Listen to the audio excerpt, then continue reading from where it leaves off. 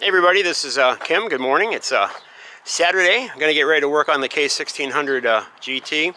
As many of you know that's on my Facebook group page, K1600 Enthusiast, I've been having a wheel issue for the last several months, mainly getting them powder coated, and now I'm getting ready to reinstall them. I'm going to do wheel bearings today. I had a problem with the wheel bearings initially, which is what kind of led to this whole project. They disintegrated on me as I was riding in October with some friends, and so I had to be trailered home. Decided that if I'm going to replace the wheel bearing, it'd be a good time to go ahead and get the wheels powder coated, which is what I did. So I got the new tires on. I took the wheels to a local bike shop and asked them to go ahead and put the wheel bearings in for me, and they did. The problem was I didn't have all the right stuff from BMW for it. The spacer tube that goes in the wheel, that basically is a channel for the axle to go through, was not right. It was missing some little end caps that go on it to help stabilize it in place from a previous repair that I had done on the wheel. I'm assuming that they lost those or didn't realize that they belonged on it, and so I'm pretty sure that's what led to these wheel bearings failing in less than 20,000 miles.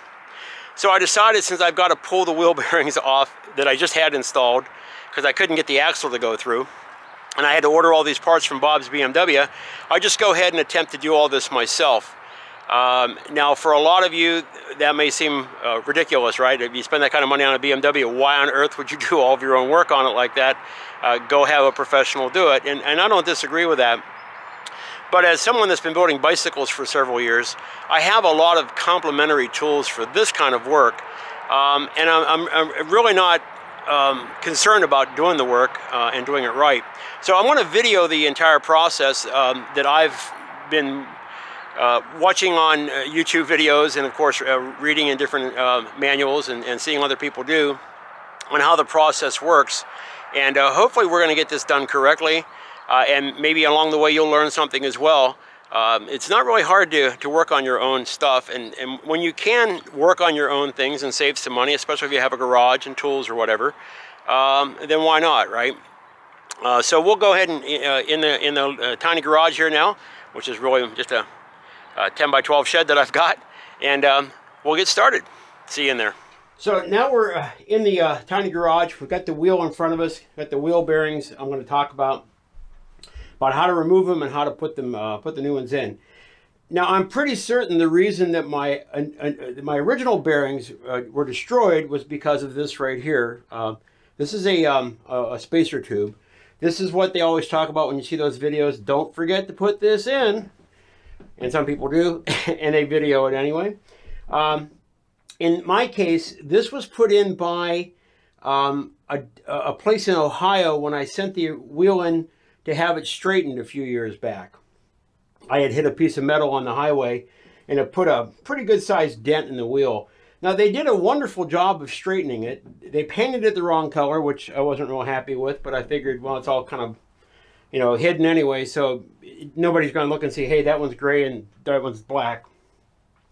But what happened was, when they put this spacer tube back in, I'm going to show you, I'm pretty sure that was the cause of my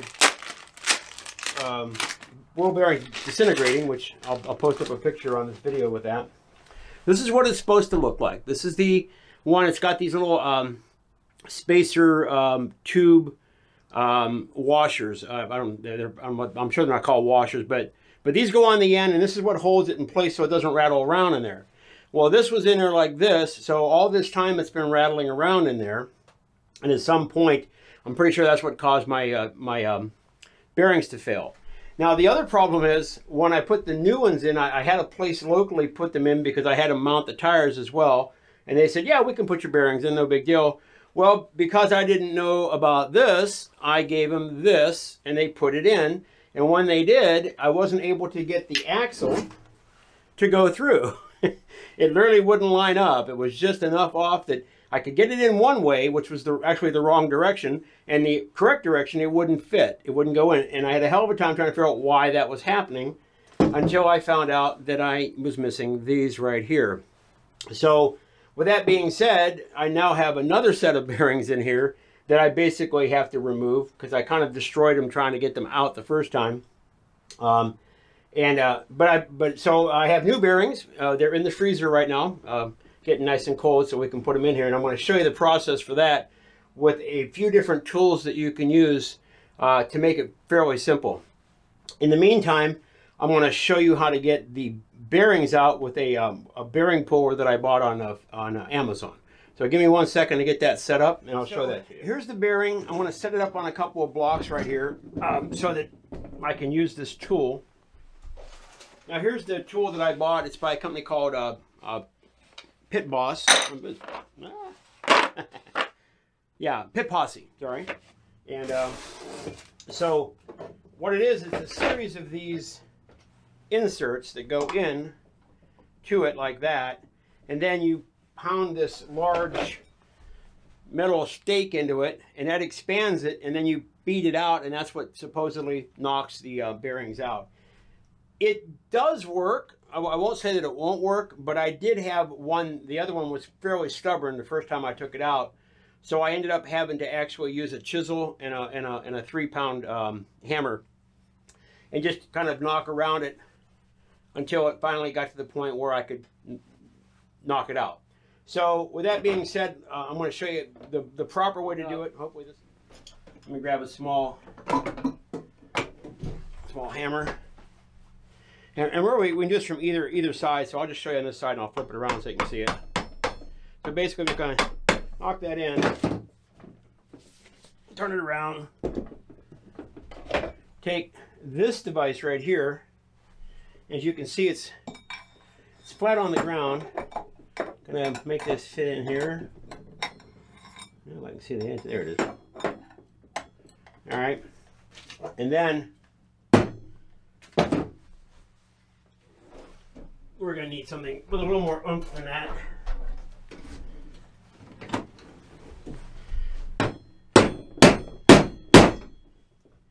Now that's supposed to go down in there deep enough that it should spread that open. And then now we should be able to tap the bearing out, which is what I did. So there you go. See how the bearing came out? So that's how you remove bearings with this little tool right here. If it's not working, or if you're not getting this to spread far enough to get a good enough grip to get it out, then you're going to have to take, you can either take the end of this, which you could use, I also provide a smaller one, and you could just go in there and tap, tap, tap, tap, tap around with a large hammer until you wiggle it out. Remember, there's no real space in there, so you got to be careful. You don't want to gouge the inside of your wheel. There you go with that. Let me get the other one out and we'll talk about it, how to install the new bearings. All right, so I've got the wheel bearings out of the freezer. They're nice and cold. But before I start that, I want to show you a couple of tools that I'm going to use. And this might be something you have lying around your house, or something that you could even go get yourself.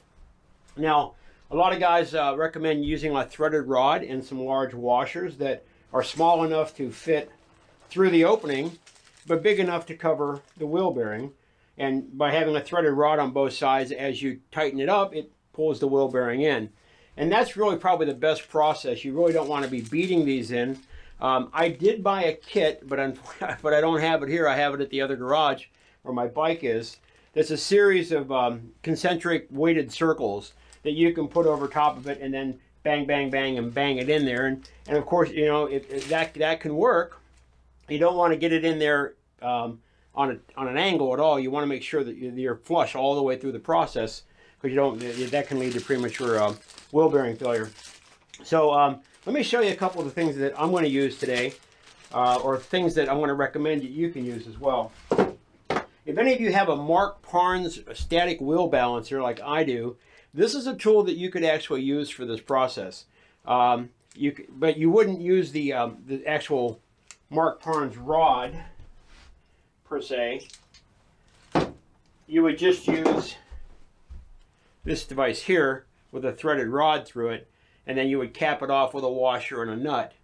And then what that would do is for you, should be the right spacing size, get that out there, that you could use it to push the bearing through flush like that. You would have the threaded rod would come through. You'd have like a fender washer here, and then a nut on the end of it. Do the same thing on the opposite side. Your fender washer would be just slightly smaller around than the size of the bearing, so it would fit up inside the opening here.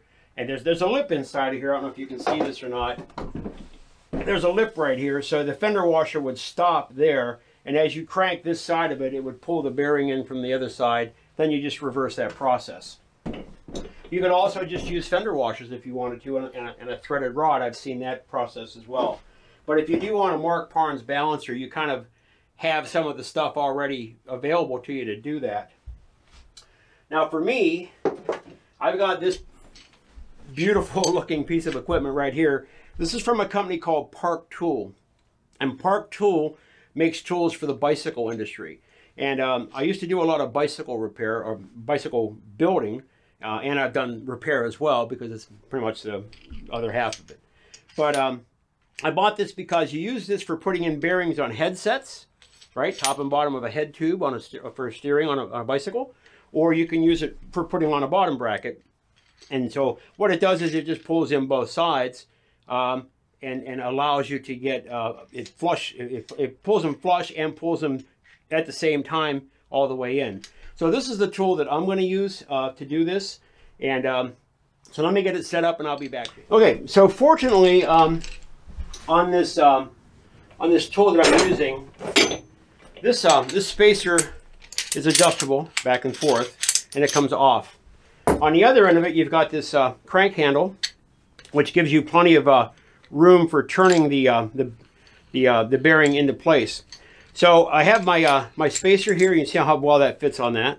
It's going to go inside beautifully. And then on the other side, I'm going to bring it.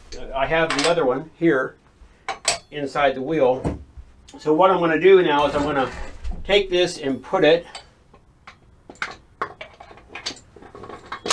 into the wheel.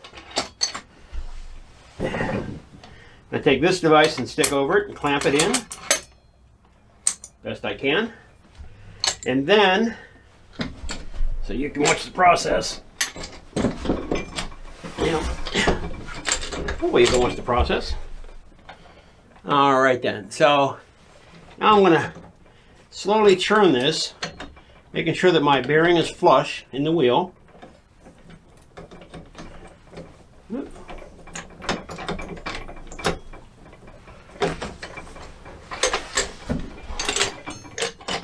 A second here to get rolling with it here. I can show you guys what's going on.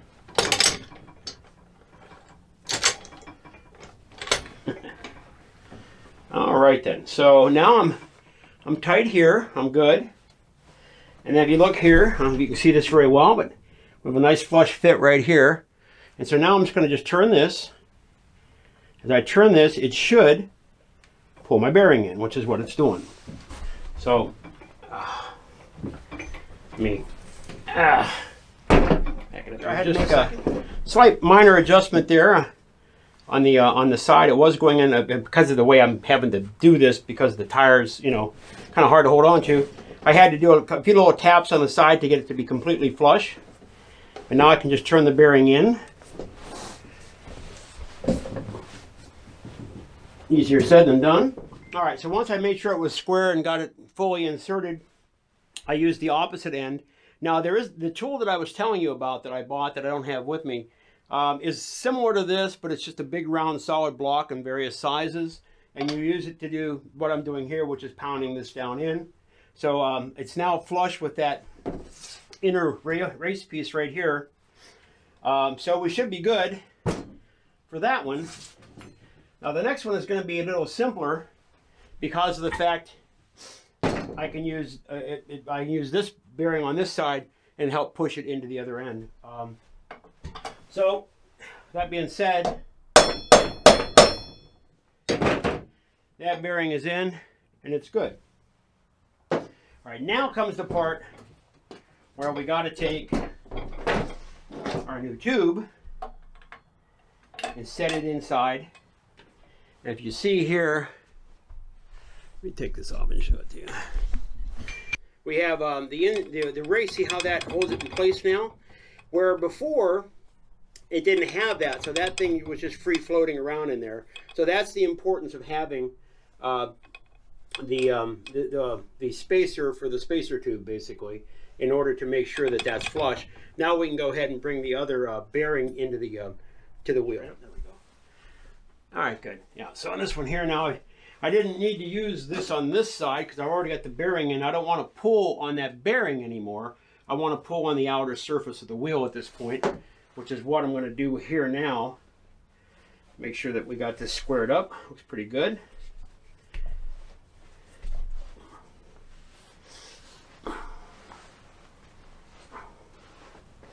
There it goes. Swinging nicely. Look at that. Look at that. Just seating right in.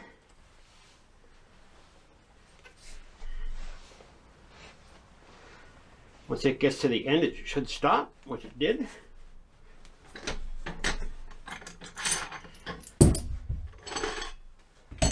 There we go.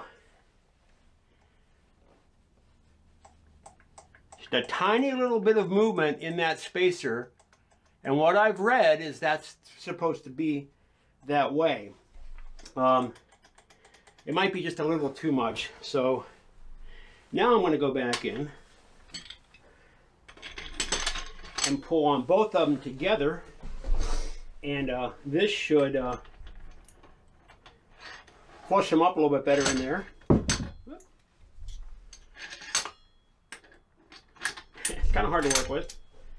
And it's just the nature of the beast, I guess. Make sure that locks into place. It did. Okay.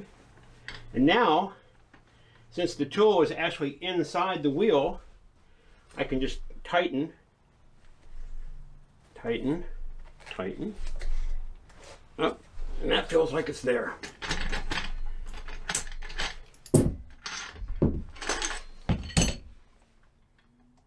And now, yeah, much better. Just a barely noticeable bounce between the two, and that's what that's supposed to be. That's supposed to be, and I can actually turn that as a freewheel inside without it binding, which is what they say to do. Is what I've read online. So there you go. So wheel bearings are in now. On the K1600, there is no snap ring. You do have dust seals though, so the dust seals have to go in. Yeah, because I was looking online. I guess the 1200, the K1200 LT used to have a snap ring, but this doesn't. So then we're just going to put our dust ring in here. Be too aggressive with that.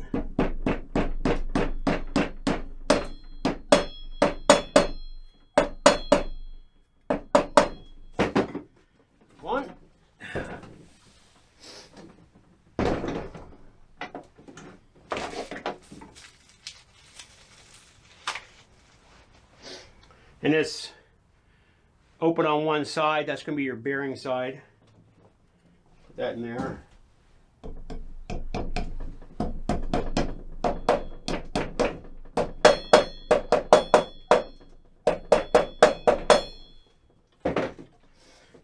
right. Now the moment of truth.